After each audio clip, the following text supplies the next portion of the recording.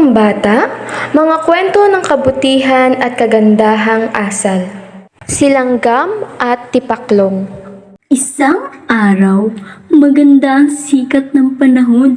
Abalang-abala ang lahat, lalo na si Langgam. Sa kabilang banda, may isang tipaklong na masayang naglalaro.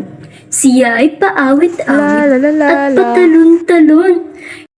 Ilang sandali pa ay nakita niya si Langgam. Dadaan ito at may bitbit na pagkain. Ito ay isang butil ng bigas. Kaibigan, bakit lagi kang gawa ng gawa? Ang ganda ng panahon, no? Halika! At tayo'y maglaro. Napakaganda ng sikat ng araw ngayon. Ang sambit ni Tipaklong kay Langgam. Salamat, mahal kong kaibigan. Ngunit ako'y abala sa paghahakot ng pagkain. Kailangan ko tong gawin para kapag dumating ang tag-ulan, hindi ako magugutom at may sapat akong pagkain.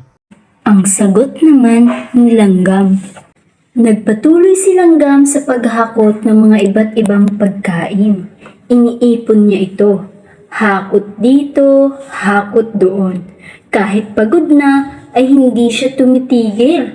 Habang si Tipaklong ay nagpatuloy sa ginagawa niya. Pakanta-kanta pa rin ito at nagsasaya habang abala ang lahat. Hindi niya inisip ang darating na tagutom. Lumipas ang mga araw, ganoon pa rin ang ginagawa ni Langgam.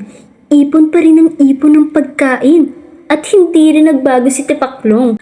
Palaro-laro pa rin ito at palundag-lundag, sayaw ng sayaw, hindi niya pinapakinggan ang kaibigan niyang si Langgam.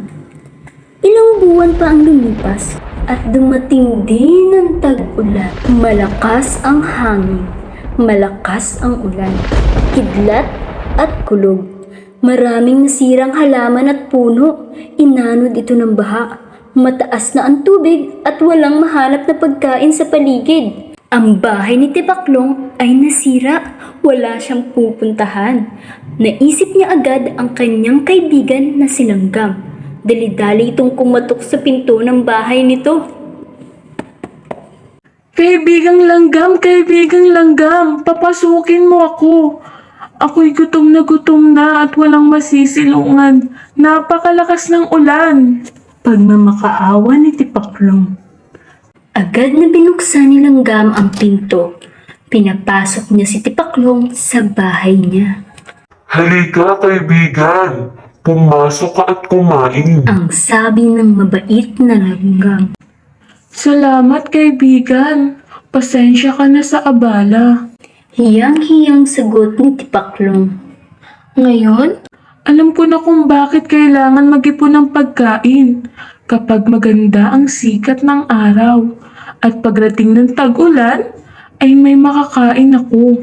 Ang pagsasamo ni Tipaklong kay Langgam. Ngumiti na lamang si Langgam. Mula noon ay nag-ipon na ng pagkain si Tipaklong kagaya ni Langgam. Wala siyang inaksayang panahon para may kakainin siya sa tag-ulan. Tinularan niya ang kaibigan niyang si Langgam.